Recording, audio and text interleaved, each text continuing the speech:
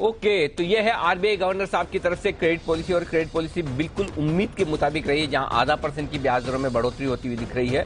और अब ये ब्याज दरें जो रेपो रेट है 4.4% से 4.9% कर दी गई है। सबसे खास बात यही है। दूसरी खास बात यह है कि इस बार सीआरआर में किसी तरह की कोई बढ़ोतरी नहीं की गई, यानी कि सिस्टम में से लिक्विडिटी और कम करने का फिलहाल आरबीआई गवर्नर साहब का इरादा नहीं है। तीसरी खास बात है कि वित्त वर्ष 2023 जो इस 1 अप्रैल से हमने वित्त वर्ष की शुरुआत की है, अगले मार्च तक जो चलेगा, उसकी जीडीपी ग्रोथ में किसी तरह का कोई बदलाव नहीं, न तो साल भर में न तिमाही दर तिमाही में।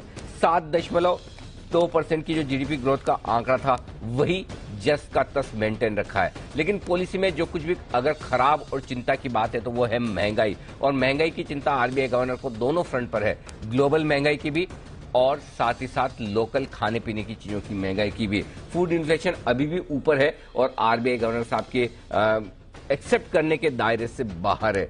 अनुमान 1% से बढ़ाया गया है। वित्त वर्ष 2023 के लिए पहले अनुमान था महंगाई का 5.7%, इसे बढ़ाकर 6.7% कर दिया गया है, यानी कि 1% महंगाई बढ़ेगी और लगभग हर एक तिमाही में पहली से लेकर आखिरी तिमाही तक महंगाई दर बढ़ने के अनुमान हैं, और ये जो अनुमान है इन्हें बढ़ाया है। तो ये है अब तक की खास बातें। इसके अलावा रियल एस्टेट सेक्टर के लिए कुछ अच्छी खबर आती हुई दिख रही है, जहां पर यह कि अर्बन बैंक और ग्रामीण बैंक अपना जो होम लोन देते थे उसकी लिमिट को अब डबल कर पाएंगे, यानी कि दुगने होम लोन दे पाएंगे। और साथ ही जो ग्रामीण सहकारी बैंक है, कोऑपरेटिव बैंक है, जो गाँव में होते हैं, वो रेजिडेंशियल प्रोजेक्ट्स के लिए वो अब कमर्शियल लोन बिल्डर्स को दे पाएंगे। अगर गांव में घर बनने हैं, कोई बिल्डर्स वहां रेजिडेंशियल प्रोजेक्ट्स बना रहे हैं, तो वो कोऑपरेटिव बैंक से भी लोन ले पाएंगे। ये कुछ एक बड़ी बात है। साथ ही एक और इंटरेस्टिंग चीज है, यूपीआई के साथ क्रेडिट कार्ड्स को लिंक कर दिया गया है, तो अब क्रेडिट कार्ड्स का दायरा थोड़ा बढ़ता हुआ नजर आएगा।